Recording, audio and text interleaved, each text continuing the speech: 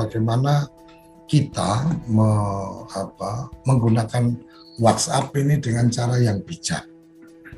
Nah, ini yang perlu kita sampaikan. Jadi yang harus dipahami bahwa ketika mengirim pesan dalam bentuk tertulis itu harus kerabat desa harus paham bahwa beda antara bahasa tulis dan bahasa lisan. Karena bahasa tulis itu apa yang tertulis di situ itu bisa multitafsir karena nggak ada nadanya, nggak ada nada bahwa oh ini sedang marah kah atau oh ini jawabnya sambil ketawa atau apa dan seterusnya. Nah, berhati-hatilah dalam menulis. Penggunaan huruf kapital artinya kadang kan orang menulis kemudian semuanya huruf besar. Ini bisa dimaknai bahwa Anda sedang bicara dengan nada yang tinggi atau Anda sedang marah. Kemudian membuat status yang ada di WA kita itu bukan tempat untuk curhat. Jadi kadang-kadang kan ada kemudian dibuat di status, ada dibuat di status. Kenapa? Karena bisa jadi salah persepsi orang yang membaca. Dan kalau mau curhat ya curhatlah dengan teman-teman Anda yang memang Anda bisa percaya, curhatlah dengan pasangan, atau kalau mau lebih spesifik lagi ya curhatlah dengan Tuhanmu pada saat kamu sedang berdoa atau sedang beribadah. Akan lebih baik daripada membuat curhatan di status WA. Kemudian pahami ketika kita masuk dalam satu grup. Jadi ketika kita masuk dalam satu grup, pahami bahwa grup ini grup apa, namanya apa, kemudian di deskripsinya dilihat apa yang boleh di-share di sini. Jangan kemudian kita ngasal, jaga jari dengan pikiran dan hati. Jangan terlalu cepat bertindak tanpa kita memikirkan apa dampaknya dan apa perasaan dari mereka-mereka yang mendapatkan informasi. Apa yang harus dihindari? Hindari pesan berantai. Kalau toh Anda akan melakukan pengiriman kelanjutan atau dapat WA menurut kita bagus, kemudian langsung di-share. Menurut saya pastikan dulu informasinya benar apa enggak. Jangan kemudian setelah men-share, selang berapa menit Anda share lagi, mohon maaf yang tadi hoax. Anda tidak tahu bahwa ada juga yang melakukan yang sama, sudah share kemana-mana. Artinya Anda bagian dari yang menyebarkan hoax. Anda ikut membagikan dan ketika teman Anda melakukan screenshot karena merasa nggak nyaman dengan itu, maka ketika Anda hapus pun itu sudah ada rekamannya. Ini loh, si A yang pertama kali mengirim ke saya berita yang seperti ini berita bohong. Ketika kemudian ada proses hukum dan seterusnya, Anda akan mendapatkan efek dari itu. Walaupun Anda sekedar menyebarkan, bukan sebagai sumber yang pertama. Nah, ini yang harus berhati-hati. Kemudian bersikap kurang baik dalam berkomunikasi seperti yang tadi saya sampaikan, menggunakan caps lock dan seterusnya tanpa mempertimbangkan apa yang sedang disampaikan, update status dan komentar. Ingatlah bahwa jejak digital Anda akan menyimpan dan sikap kita bermedsos akan tercermin kemudian siapa kita. Oleh karenanya berhati-hatilah dalam memanfaatkan media di Google Kontak itu sudah bisa tersinkronisasi dengan aplikasi WhatsApp kita. Kemudian yang satu lagi adalah koneksi web dan desktop.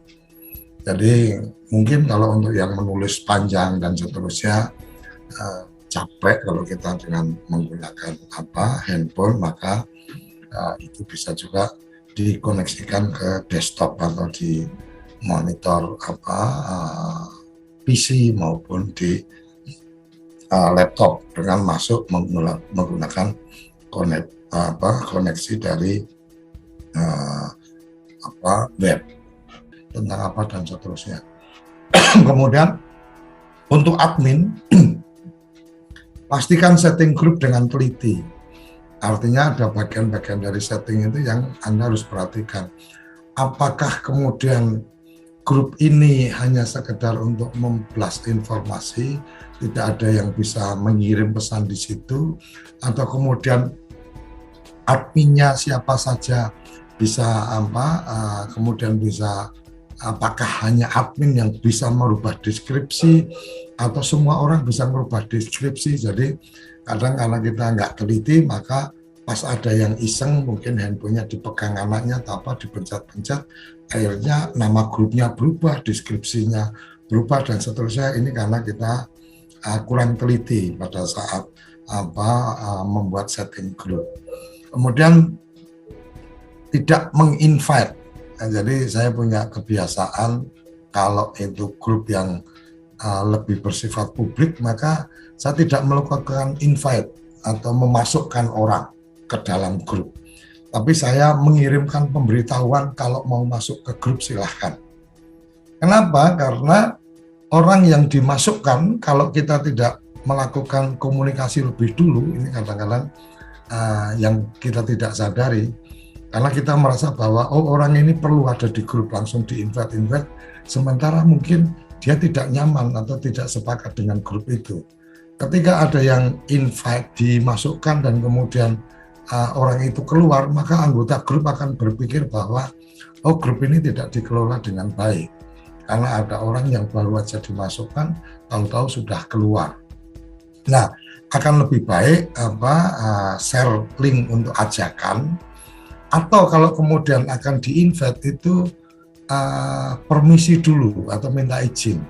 Baru kata mama, kita lagi asik ngobrol gini, kemudian saya bilang, Cak Itong, Pak Sabana, mama masing-masing di waktu itu sedang komunikasi Japri, gimana kalau kita bikin grup khusus membahas ini? Ketika Pak Sabana oke, maka Ustadz Sabana oke, maka kemudian saya membuat grup yang ada Ustadz.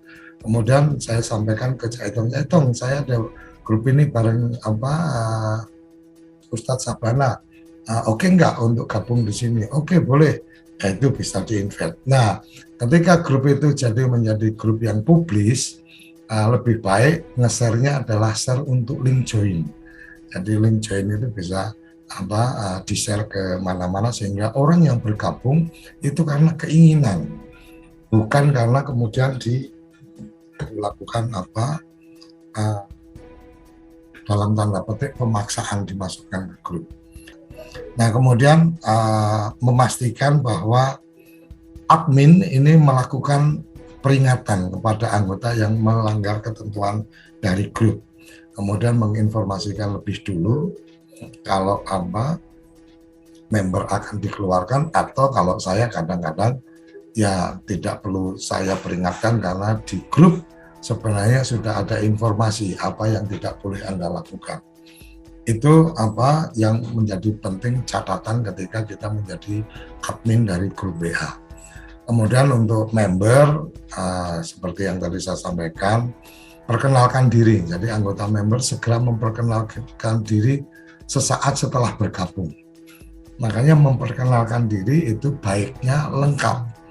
Saya Suryo Koco, saya dari TV Desa, saya ini dan seterusnya, salam kenal untuk teman-teman yang ada di grup, umpamanya seperti itu. Sehingga teman-teman yang ada di grup itu kemudian menyapa kita juga tidak salah. Kemudian ketika setelah bergabung dengan grup, mengenali grup dengan sesama.